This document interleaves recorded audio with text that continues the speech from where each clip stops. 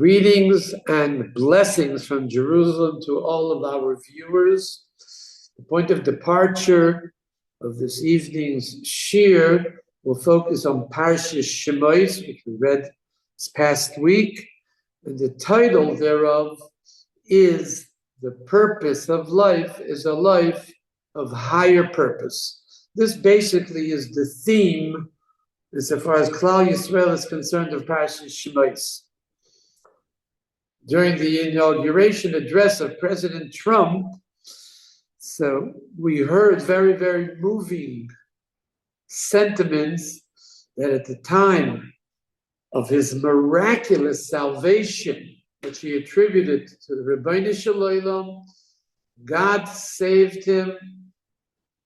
It was a question of a tenth of an inch, he would have been gone.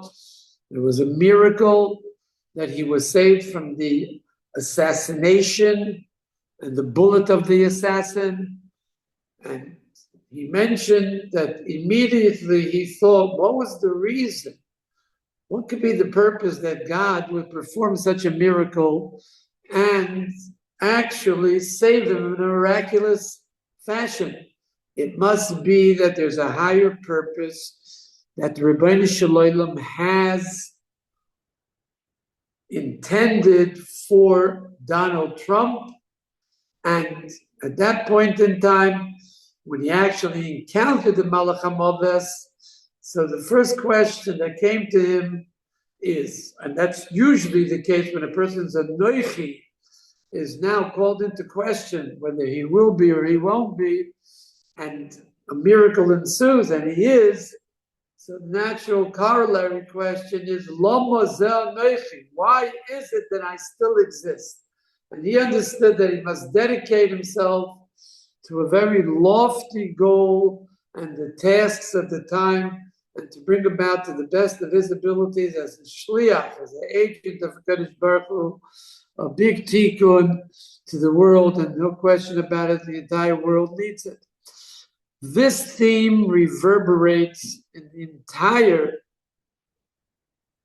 Parsha of Shemos, also in the other Parshas, but especially in the Parsha of Shemos, we encounter, after the Jewish people became a tremendously strong and multitudinous force in Egypt. They started with Shivim Nefesh, with 70, and became millions.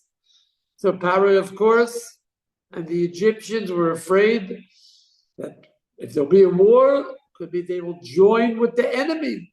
They won't be our allies, they'll become allies of the enemy, and we will have to abandon, will be banished from the land of Mitzrayim, our homeland. So they devised a very subtle, crafty plot, a conspiracy against the Jewish people. That the Bialdos, the Ivriyos, the midwives, the Jewish midwives, should murder the children when they give birth. And this, of course, is in the very famous plot, famous conspiracy that the Torah calls Hovod Neschak Maloi Kam, let us deal treacherously with great deceit vis-a-vis the Jewish people, and this is how they ultimately came up with this diabolical plan. The Chazal tell us that there was a subtlety in this plan, and the reason is a very simple reason. The Jewish midwives were not forced by Paroi to kill a child after it came into the world. That, of course, would be something which could not be sustainable, because no amount of time it would be publicized that Yocheved and Miriam are actually proxies of Paroi and Mitzrayim, and they are simply slaughtering Jewish babies after they gave birth. Obviously, nobody is going to go to such midwives. It was a subtlety. So the Chazal tell us before the child gives birth,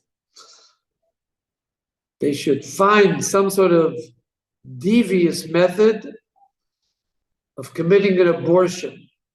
of doing away with the child when it's still in its mother's womb, before the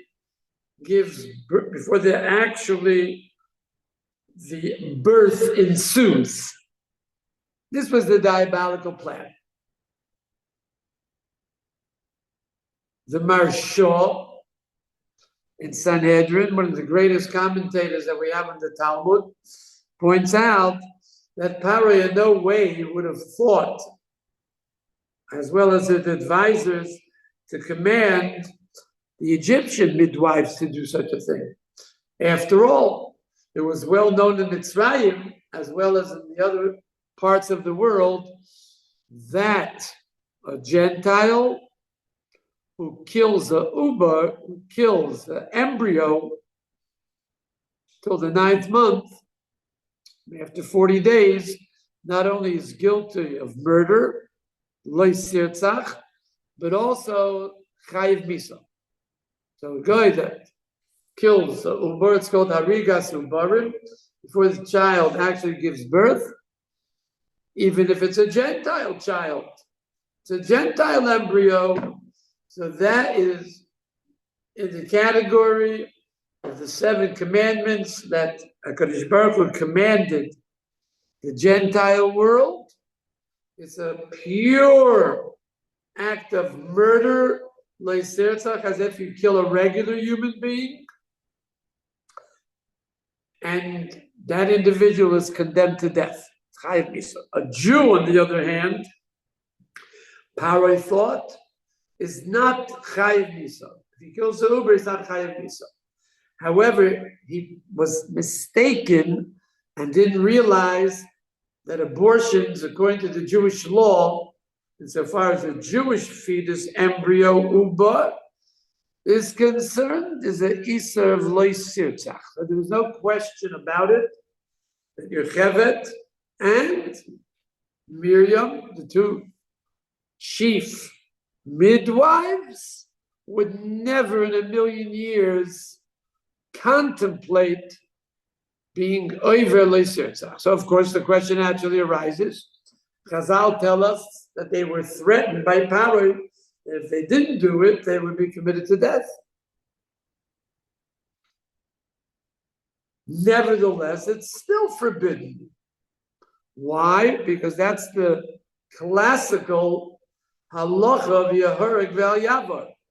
If a Jewish person is compelled by force to kill another Jew, makes no difference who that other Jew is. If there's an iser of loy sirtzach, even on an ubar, so that individual has to submit to martyrdom and not do an act of killing even an ubar, because that is also a prohibition of loy sirtzach, you shall not kill. So on that, there's no question about it.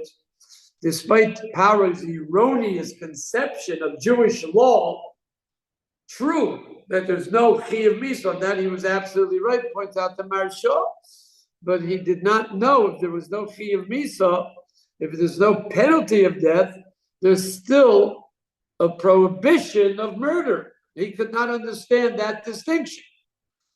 So there's no question whatsoever that these righteous women would not even contemplate the murder of a ubar before the actual childbirth.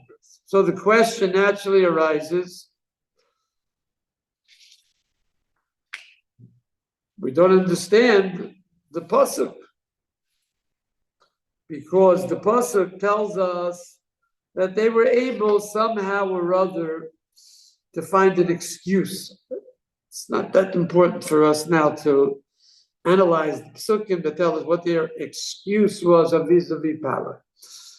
But at this point, it's imperative to understand exactly what the verse means. Vatereno hamiyaldes esur elehim v'lo yosu kasher dibar aleim melech Mitzrayim vatechayenu sayilodim. So the translation is the midwives, however, feared the Rebbeinu Shalom, they feared God, so they did not do as the king of Egypt had spoken to them, but they enabled the boys, the Gzera, the decree was only against male children, but the Chayenas, Hayelodim, they made sure they enabled the children, the male children, to live. So the commentators found it difficult. We are now singling out a remarkable level of Yiras Hashem. The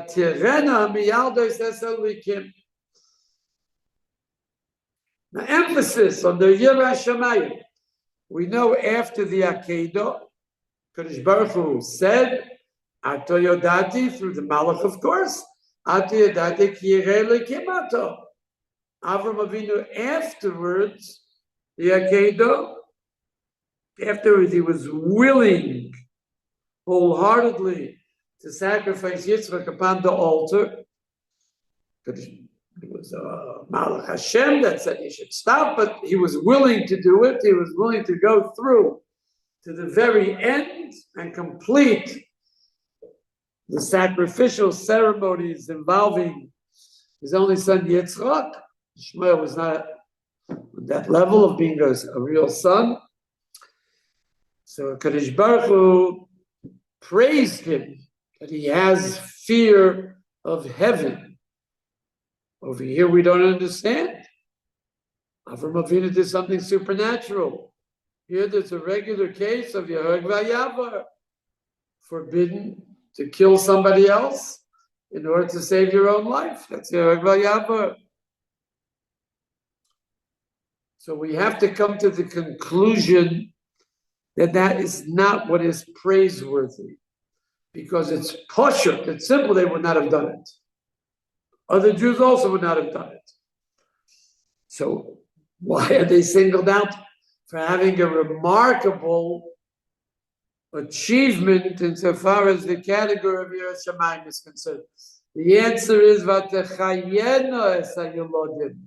It was not the passivity of not committing murder on the Ubarim, on the unborn children. That's simple, that they wouldn't do it. Davar Pashat, axiomatic. So what was their greatness? That the Chazal tell us, that's real Yiras Shamayim. Not only in not committing an act of murder, but making sure that the children, even after they come into the world, are provided for, and they're not abandoned. So what did the great Bialdas Evriyos do for the poor children? They went around to the rich. There were rich people in Mitzrayim as well, rich Jewish families. We don't know where they got the riches from, but the Chazal tell us that the Yelodim of Aniyos were provided with all the provisions that they need, because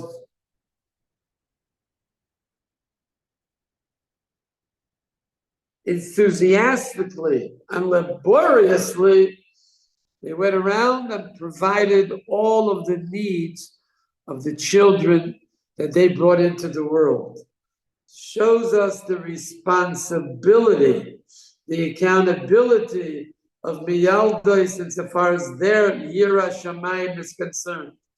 Yiras Shamayim, within the context of the midwives, expresses itself not only in passivity of not doing what Paro told them to do, to murder Jewish children, but also making sure that they live and they have sustenance. Deliver the children, do not kill the children, but after the delivery room, you have to make sure that they will live, and whatever is necessary, you will do. And this truly is a remarkable feat, and they are singled out for Yiras Shamayim, true Yiras Shamayim.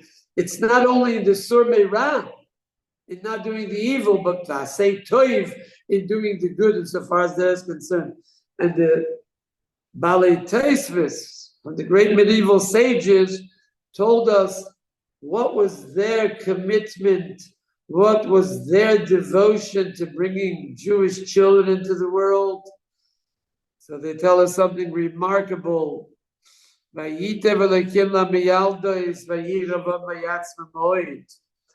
Pasuk tells us, and the Kadosh Baruch Hu did good, bestowed goodness on the Miyaldois.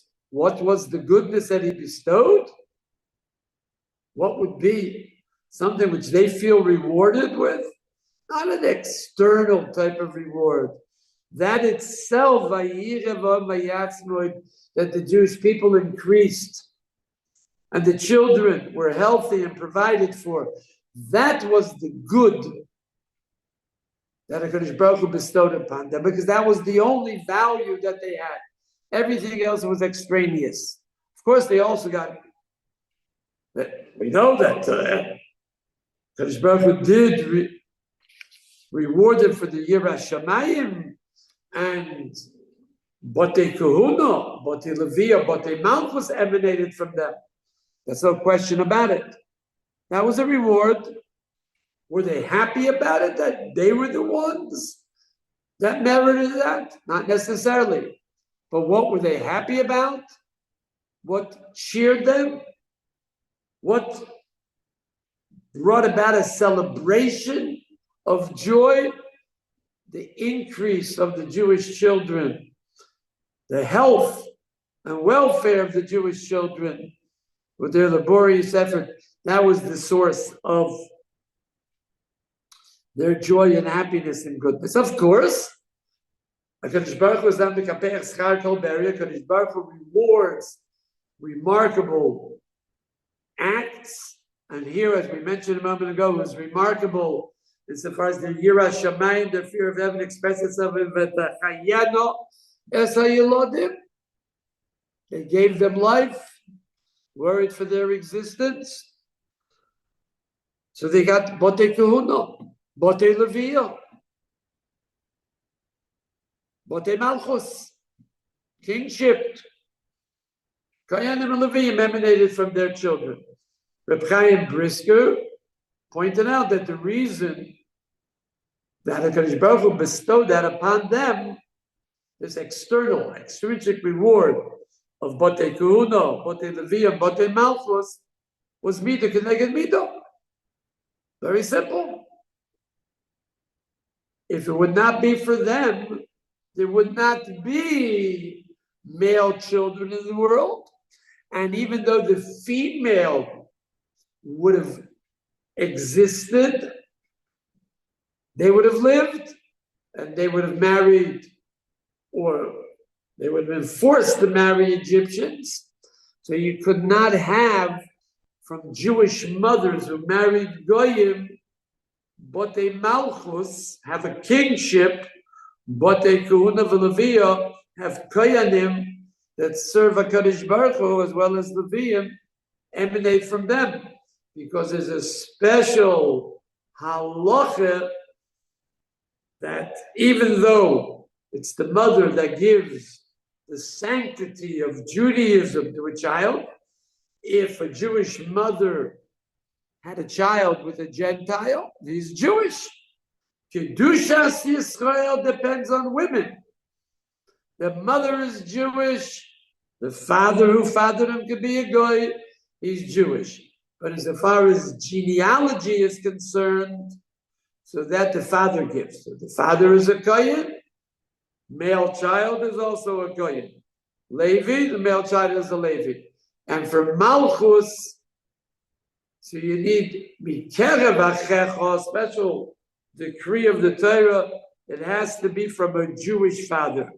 So the fact that they were able to be liberators and bring about a salvation for Jewish male children, so it is for that reason, Midah Keneged Midah corresponds to their act that God Baruch Hu bestowed upon them and their children, kingship, Kahuna and Leviah, a remarkable insight of one of the greatest Jewish Talmidei Chachamim of all time, Reb Chaim Brisker.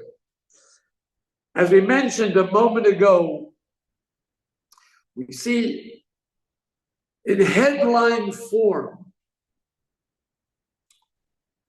two Jewish women that were confronted with a threat of death, defied the decree, and were able to do above and beyond what they were expected to do. And we also see that that was a purpose of their life, a lofty purpose. Purpose of life is a life of purpose, but the purpose is a lofty, ethical, moral purpose, and that was their joy and happiness. That was their taiva.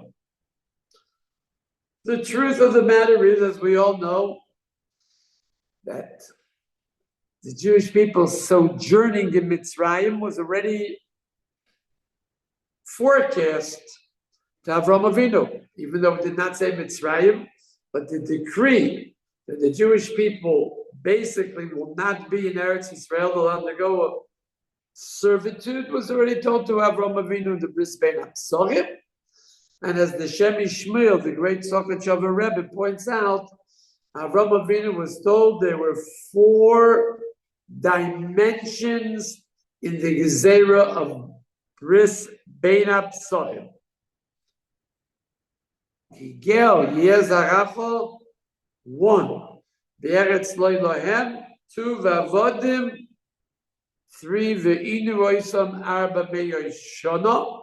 So the Shem Shmuel points out that the first decree, which will be of a duration of 400 years, will be that your children will not be in Eretz Yisrael.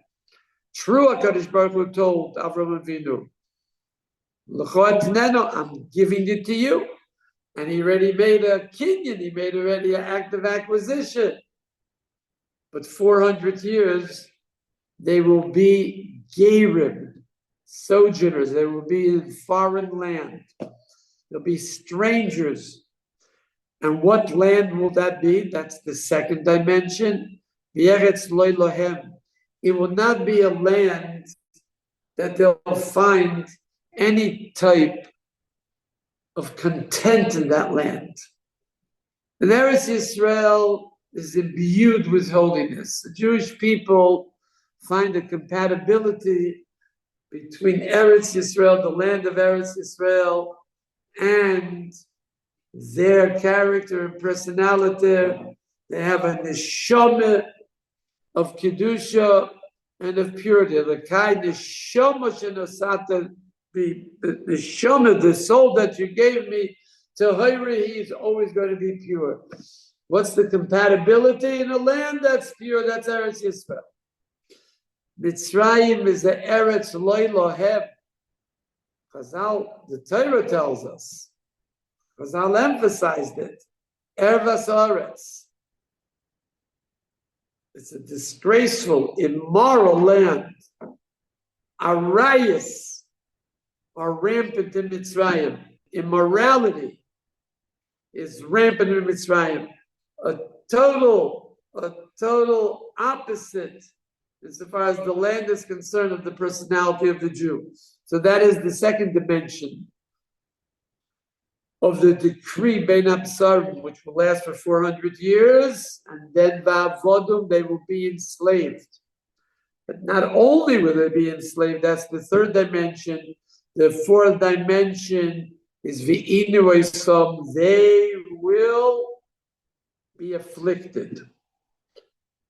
At Bris Bein HaPsarim, the Kadosh Baruch Hu revealed himself to Avram Avinu and told him, you're going to be the father of the Jewish people, but your descendants will have to undergo these 4 dimensions of Golus for 400 years.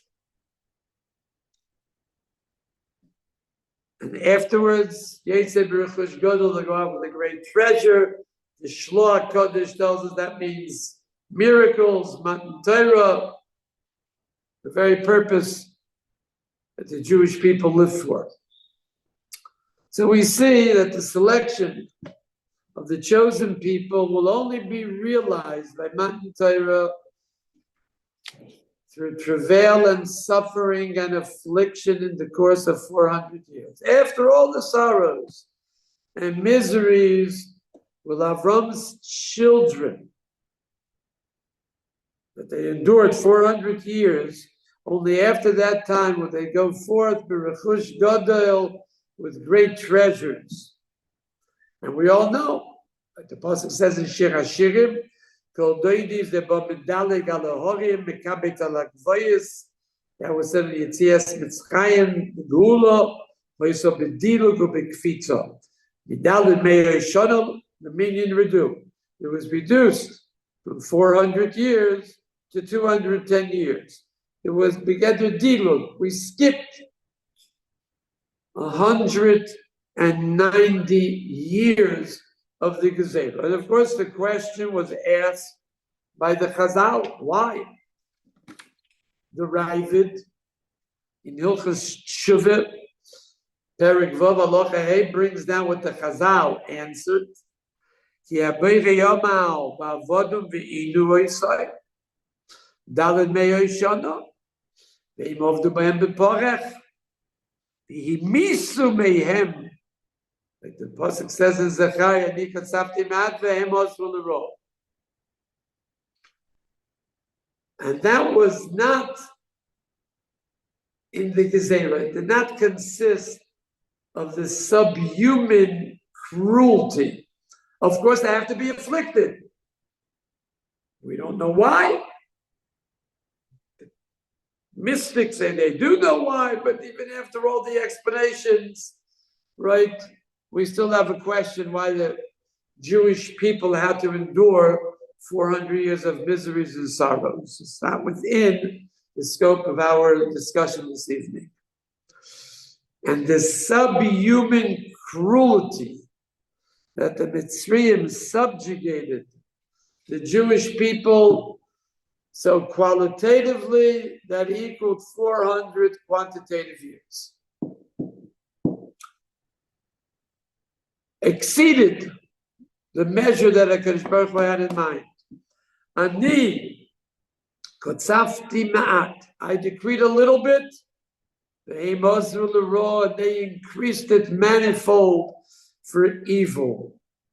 So this is the answer the Chazal give us, and the Ravid gives it La'alocha.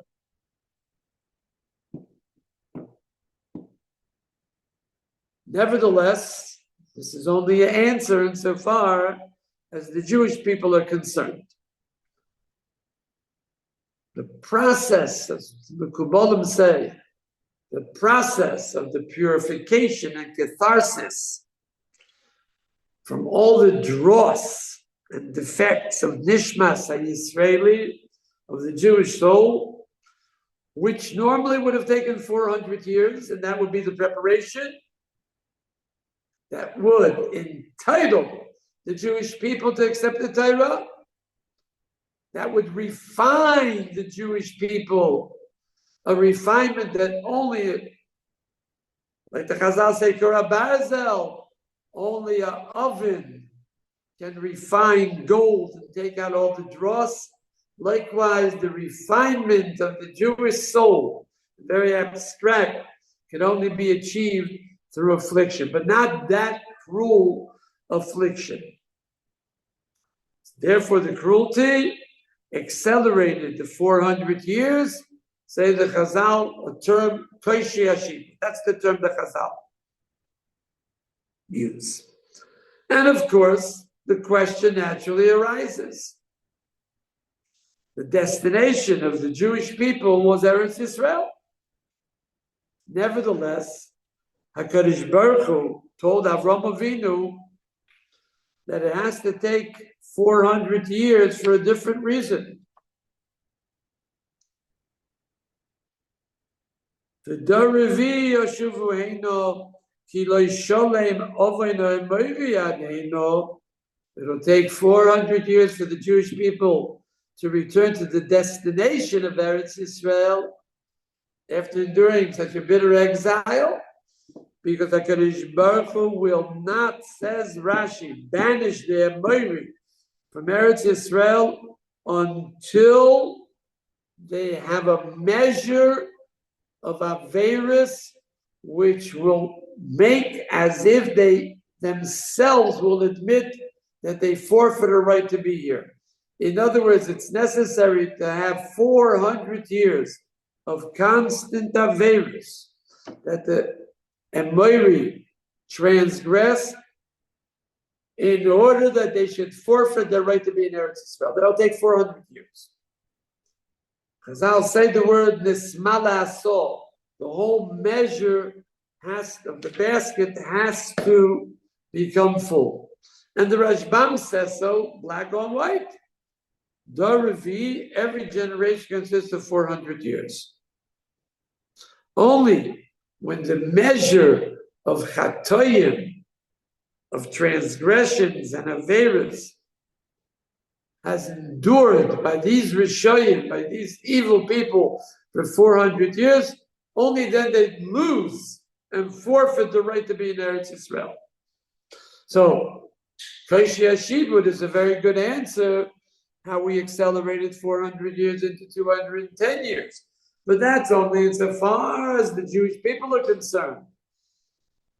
And the truth of the matter is, after 250 years, they returned to Eretz Israel. They would have returned after 210 years. That distinction is immaterial. Because how can HaKadosh Baruch Hu drive out the Amori when they have not yet committed atrocities in the course of 400 years? This is the question that was asked. We don't have a good answer. Nevertheless, it's not written, this answer, but we heard it from Ziknei Chasidim B'Yerushalayim, who their forefathers heard it from the Chidushei Arim, the first Ger Rebbe, in the early 1800s, who said the following: if we do not have another answer, as far as the Jewish people are concerned, now that 400 years become accelerated into 210 years, there's a quality, it was not qualitative, but as if the suffering they endured over 210 years. So we have to say that's also the answer for the Gentile nations that dwelled in Eretz Canaan. And he said as follows: the Zionam who inhabited Eretz Canaan at that time, and they were shreinim with Mitzrayim, who committed atrocities with cruelty and brutality that was unheard of from the time of creation. Yet they were totally indifferent, apathetic, comatose, and stood by silently without protesting against the utterly evil actions of the Mitzrayim, who engaged in the worst possible Kaishi Ashibud. So therefore the Chidushei Arim said that their indifference and their silence spoke volumes, and that in the course of the 210 years that the Jews were in Mitzrayim, accelerated their chatoyim, their sins, and their rishus and their evil doings as if it was 400 years. Because if they were aware of it, like the Chazal say, and they were silent, Shma Mino D'Nichalei, so they approved of it. It was a tacit endorsement. And from our history, we know it is not the evil people with their evil deeds that will destroy the world. It's the good people who remain silent and give a tacit endorsement to their evil, that they will be the reason that ultimately the world could be destroyed. So with their total silence and indifference, witnessing Rishus HaGoyim, so that accelerated and intensified their Chatoyim to the extent that 210 years became Sholem of an Emori. It was complete, the sin of the Emori, as if they had sinned egregiously, evilly for 400 years. This is the personification of Midishosik. When you're quiet, you're silent. When you should protest and demonstrate, Nichole, it's good for you. You enjoy it. No difference between you basically in inner personality and those that commit the atrocities, and we see it today. Today it can't be contained. So our enemies rejoice that the terrorists now come back to Gaza, and soon they'll be encouraged to continue the only thing they know, destruction. Because their whole chiyus, their whole life revolves around murder. And if they can't continue to do it, they can't live. It's suicidal for them. My father told me, be very careful using the word Nazi, because he doesn't know anybody who's a Nazi except a Nazi. So I asked him why. So he told me, because a Nazi can't live if a Jew lives. They can't. They're undertaking a process of suicide. And we all know that in World War II, not only were the Ummah Ha'olam passive,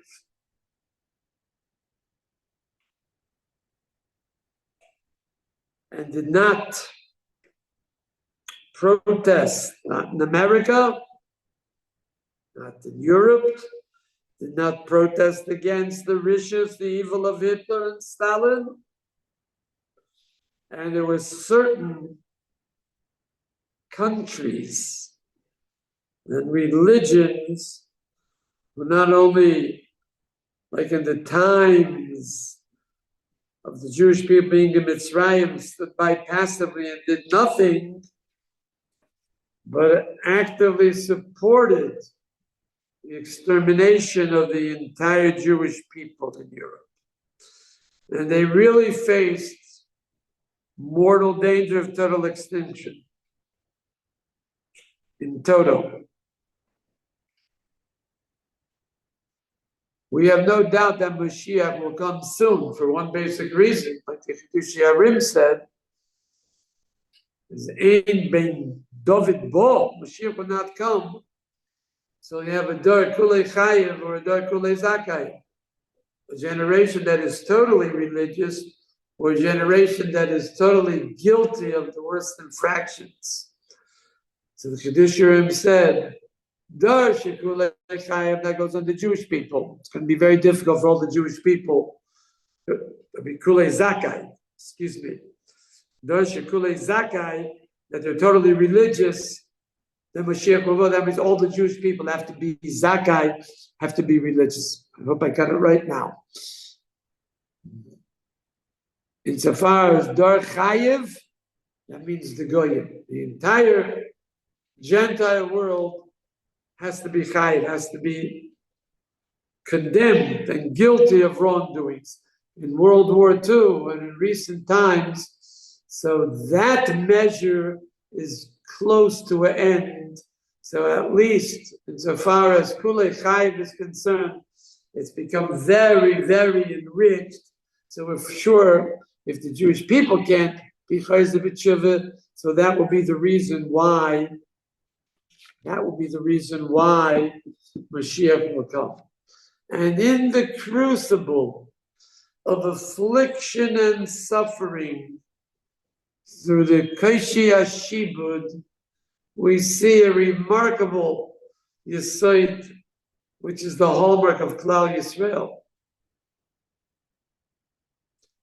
Afterwards, Paro told the entire nation to kill any male Jewish child. He says, Kola bene Yeloid. What was officially the declaration? Any child that's born will be killed, because the people were told, it was public knowledge, that the Savior of the Jewish people will be a male child, and we have to cast him into the sea. Officially, said the Chazon Ish, if we take a look at the pasuk, so what does it say? Kol habein, any child that's born.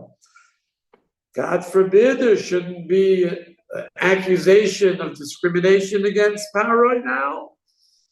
So the decree officially was Kol habein, whether it's a male child that's born to an Egyptian mother or a Jewish mother, no discrimination. He was afraid that people might hold that he's a racist.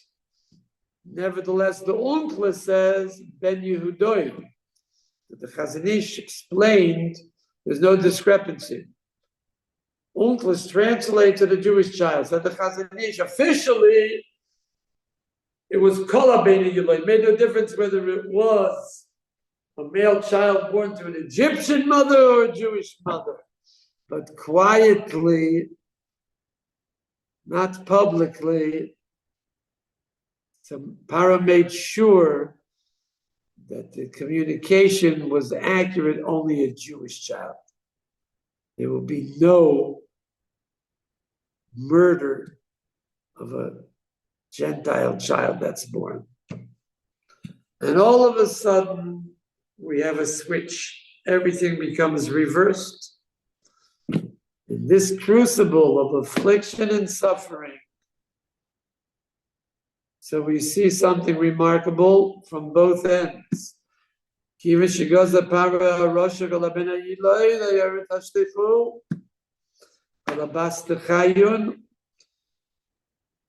Amram was the leader of the Jewish people. He was the Gadol Hador, the Gemara tells us in Saito. Daf Yud Beis said, L'shavanu Amelim. We are bringing in children into the world without any purpose. If it's a male child, will be taken away from his mother's bosom and drowned in front of her eyes. The reasoning of Amram, of why is it L'shavanu Amelim? Because there's no use in having children.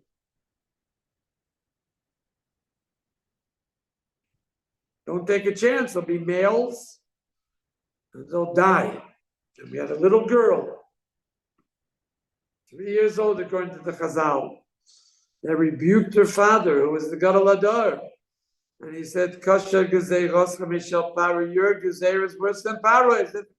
She said, you're worse than Stalin. Sheparo legazar ela la zacharim, viata gazarta la zacharim bala nekevis. Now even female children will not come into the world. Paro only decreed against male children. And number 2, she said, Paro legazar ela ba'olam hazeh. Paro only decreed in this world. We don't know what it means.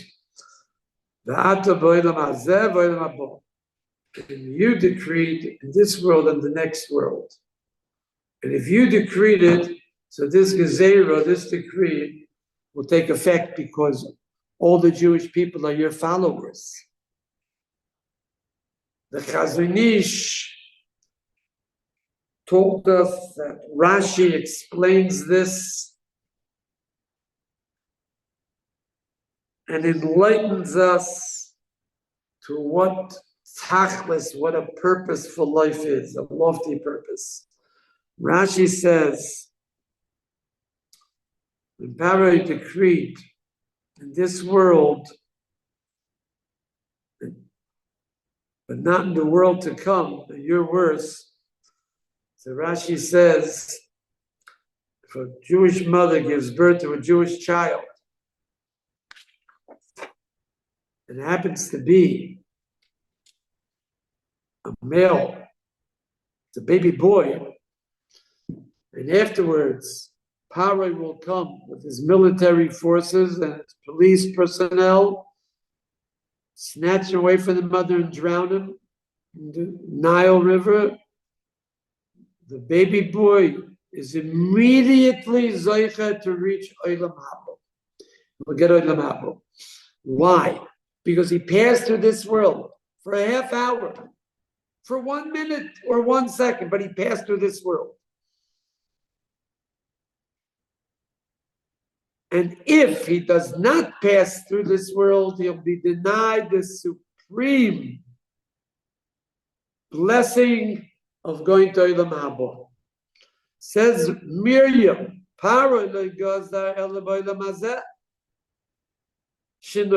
they'll be born for a moment. The Mason will die immediately. The Chayzrim, but they'll return. The Chayim Eim Olam Haba. Ato Gazarta Boilam Hazeh, or Boilam Haba. You were geyser that they will not ever reach Olam Haba. Says the great Rashi, if they won't be born, they will never have a ticket to Olam Haba. So Miriam changed everything around. We have a counter switch. And in such bitter conditions and under the worst circumstances and under such bitter governmental decrees, so Klal Yisrael reached their greatest moment. Amad Amram accepted what his little girl told him. He was not embarrassed to admit that he made a mistake. He was a leader, he was the Gadol Hadar, but he had humility. And he had honesty, and he admitted that Miriam, his 3-year-old little girl, is right and he's wrong. He remarried his wife and everybody else remarried. And despite the decree being enforced, Miriam's argument was realized. What was Miriam's argument? It was the opposite of that. Not l'shavanu ha'melim, not in vain.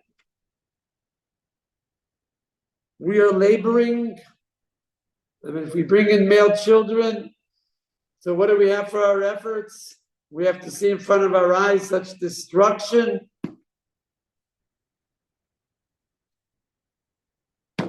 Not tolerable. The tachlis anu ha'melim, a higher purpose.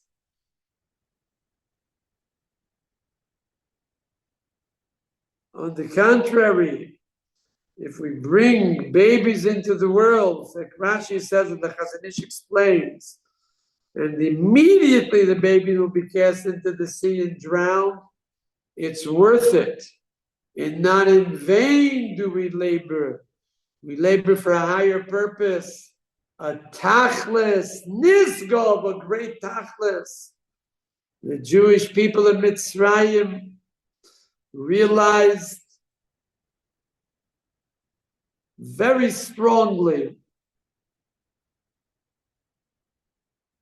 that as soon as one brings and implements a lofty goal, a lofty purpose in this world, so he automatically is boina ilamois.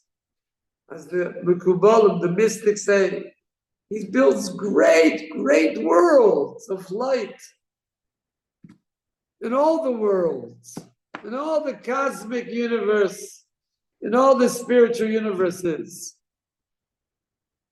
because he accomplished a great deal.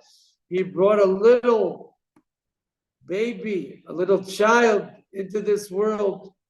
And where did he bring them from? from the Olam HaNeshamas to Olam Hazeh, and a direct ticket to Olam Haba. And that was the message of Miriam.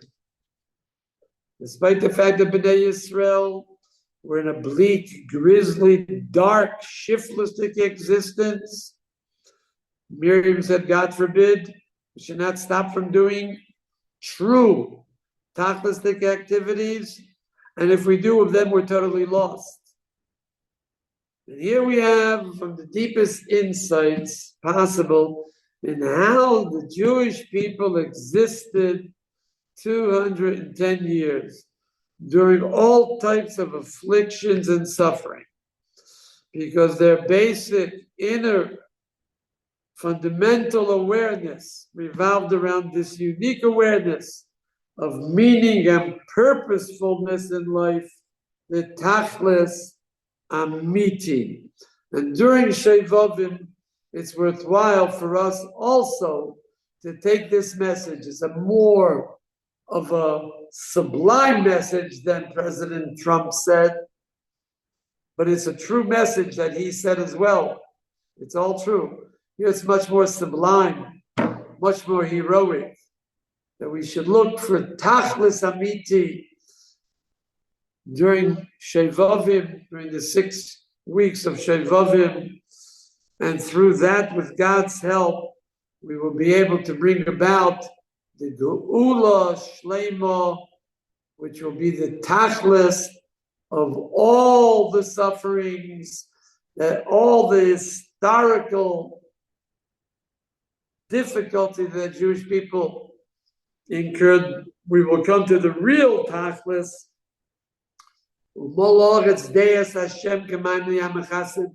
Everybody will have a great knowledge and will feel the closeness of HaKadosh Baruch Hu, and it'll be so great, it'll be like the water waves cover most of the world.